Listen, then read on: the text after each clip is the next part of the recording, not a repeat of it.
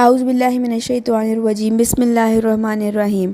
अल्लाह तबारक तआला के नाम से शुरू जो बड़ा मेहरबान और नहायत रहम करने वाला है।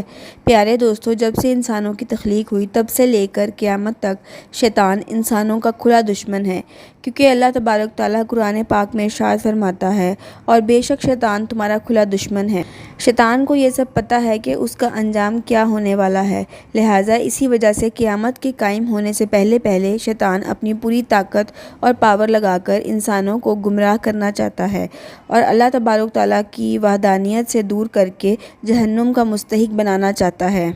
प्यारे दोस्तों, आज की इस मुनफरिद वीडियो में हम आपको बताएंगे कि शैतान का अर्श कहाँ पर है और शैतान के पास कितनी ताकत और पावर है, और शैतान इंसानों से कौन कौन से काम करवाने की ताकत रखता है, और शैतान हर इंसान के जिस्म में किसी तरह रहता है। और जब अल्लाह तबारक तआला ने शैतान मरदूद को अपनी बारगाह से निकाला तो शैतान मरदूद ने अल्लाह तबारक तआला से कौन कौन सी चीज़ें मांगी जिससे ये इंसानों को गुमराह कर सके।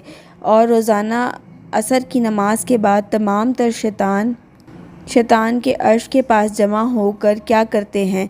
प्यारे दोस्तों, इन तमाम तर सवालात के जवाबात कुरान और हदीस की रोशनी में आज इस वीडियो में हम आपको बताएंगे। लिहाजा आपसे गुजारिश है कि हमारी इस वीडियो को एंड तक ज़रूर देखें। प्यारे दोस्तों, जब शैतान ने हज़रत आदम अलैहिस्सलाम को सजदा ना किया, अल्लाह तबारक तआला ने शैतान को फरमाया कि तू निकल जा मेरी बारगाह से, तुझ पर क़यामत तक लानत हो। इस तरह जब शैतान बारगाह इलाही से मरदूद हो गया तो शैतान अल्लाह तबारक तआला की बारगाह में अर्ज़ करने लगा कि या रब्बुल आलमीन, मुझे क़यामत तक ज़िंदा रहने की मोहलत दे दी जाए। तो अल्लाह तबारक तआला ने इसको क़यामत तक ज़िंदा रहने की मोहलत दे दी।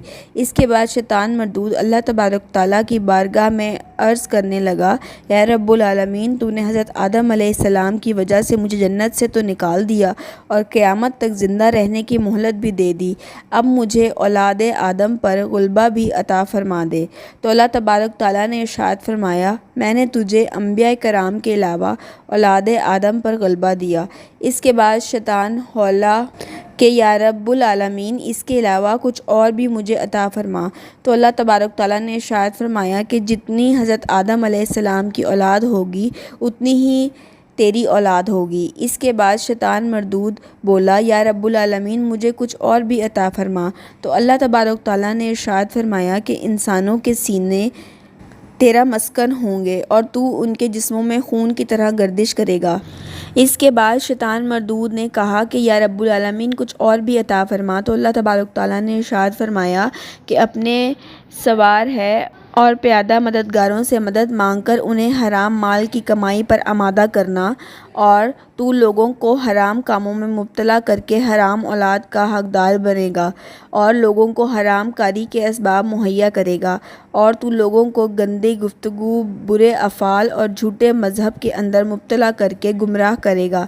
प्यारे दोस्तों, अल्लाह तबारक तआला ने शैतान को ये सब कुछ तहदीद के तौर पर दिया, जैसा कि अल्लाह तबारक तआला कुरान पाक की सूरह हामीम में इरशाद फरमाता है, और तुम जो चाहो करो। के बाद हज़रत आदम अलैहिस्सलाम ने अल्लाह तबारक तआला की बारगाह में अर्ज़ की कि या रब्बुल आलमीन, तूने मेरी औलाद पर शैतान को मुसल्लत कर दिया, अब शैतान मरदूद से रिहाई तेरी रहमत के बग़ैर कैसे मुमकिन होगी। तो अल्लाह तबारक तआला ने इरशाद फरमाया कि ए आदम अलैहिस्सलाम, मैं तेरे हर फर्जंद के साथ एक मुहाफ़िज़ फ़रिश्ता पैदा करूँगा।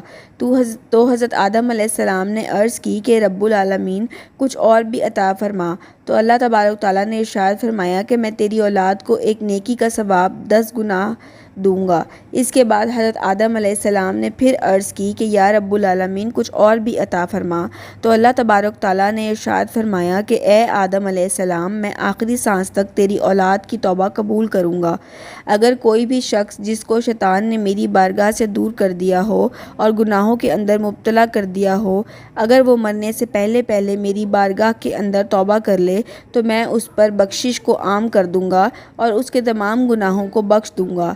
इस पर हज़रत आदम अलैहिस्सलाम ने अर्ज़ किया कि या रब्बुल आलमीन, ये मेरे लिए काफ़ी है। इसके बाद शैतान मरदूद ने अल्लाह तबारक तआला की बारगाह में अर्ज़ की कि या रब्बुल आलमीन, तूने औलाद आदम को नबी दिए और उन पर किताबें नाजिल की, मेरे रसूल और किताबें क्या होंगी। तो अल्लाह तबारक तआला ने इरशाद फरमाया कि کاہن تیرے رسول اور گدی ہوئی کھالیں تیری کتابیں، تیری حدیث جھوٹ اور تیرا قرآن گندے اشعار جو اسلام کی مخالفت میں لکھے ہوں، اور تیرا مؤذن گانے بجائے، تیری مسجد بازار اور تیرا گھر حمام خانہ اور تیرا خانہ وہ جس پر میرا نام نہ لیا گیا ہو، اور تیرا پینا شراب اور عورتیں تیرا جال ہیں۔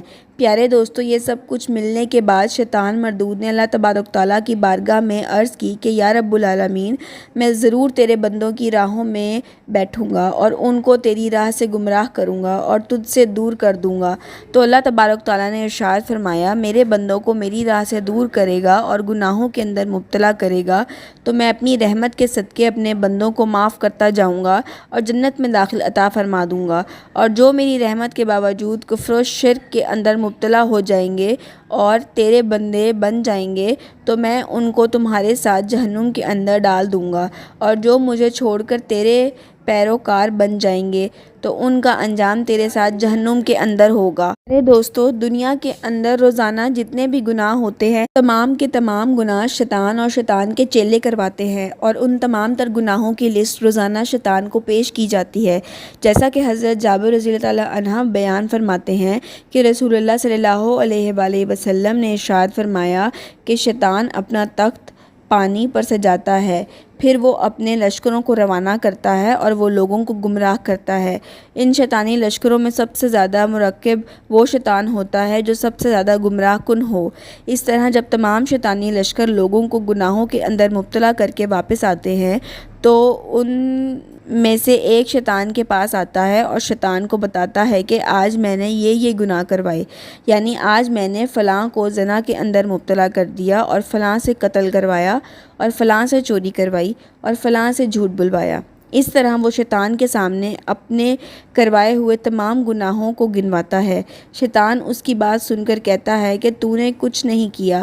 حضور پاک صلی اللہ علیہ وآلہ وسلم نے ارشاد فرمایا کہ پھر ایک دوسرا شیطان آتا ہے اور وہ شیطان سے کہتا ہے کہ میں نے فلاں آدمی کا پیچھا اس وقت تک نہیں چھوڑا جب تک میں نے اس کے اور اس کی بیوی کے درمیان جدائی نہ ڈال دی۔ حضور پاک صلی اللہ علیہ وآلہ وسلم نے ارشاد فرمایا کہ شیطان اپنے چیلے کی یہ بات سن کر بہت خوش ہوتا ہے اور اس کو اپنے قریب کر لیتا ہے اور اس کو گلے سے لگاتا ہے اور اس کو کہتا ہے کہ تو نے بہت اچھا کام کیا۔ پیارے دوستو، روایات میں آتا ہے کہ جب بھی کوئی انسان پیدا ہوتا ہے تو اس کے ساتھ ایک شیطان جن اور ایک محافظ فرشتہ بھی پیدا ہوتا ہے، اور وہ محافظ فرشتہ شیطان مردود سے انسان کو بچاتا ہے۔ ایک روایت کے مطابق روزانہ عصر کی نماز کے بعد شیطان اپنا تخت ہے سمندر پر بچھاتا ہے اور تمام شیطانیت وہاں پر جمع ہوتے ہیں، اور پورے دن میں کروائے ہوئے گناہوں کی لسٹوں کو شیطان کے سامنے رکھا جاتا ہے اور شیطان اس کا جائزہ لیتا ہے۔ شیطان کا جو چیلا سب سے زیادہ لوگوں کو گناہوں کے اندر مبتلا کرتا ہے تو شیطان اس کو داد دیتا ہے اور اس سے بہت خوش ہوتا ہے۔ پیارے دوستو، اس طرح شیطان اور شیطان کے چیلے روزانہ لوگوں کو طرح طرح کے گناہوں کے اندر مبتلا کرتے ہیں، اور ان کی یہ کوشش ہوتی ہے کہ زیادہ سے زیادہ لوگوں کو گناہوں کے اندر مبتلا کر کے ان کو جہنمی بنا دیا جائے۔ لیکن جو لوگ اللہ تبارک تعالیٰ کی بارگاہ میں سچی توبہ کر لیتے ہیں اور اپنے رب کے حضور آنسو بہاتے ہیں تو اللہ تبارک تعالیٰ اپنی رحمت کے صدقے تمام گناہوں کو معاف فرما دیتا ہے اور ان کو جنتی قرار دے دیتا ہے۔ اللہ تبارک تعالیٰ سے دعا ہے کہ اللہ تبارک تعالیٰ ہمیں نیک اعمال کرنے کی توفیق عطا فرمائے اور شیطان مردود کے شر سے ہمیں بچائے۔ آمین۔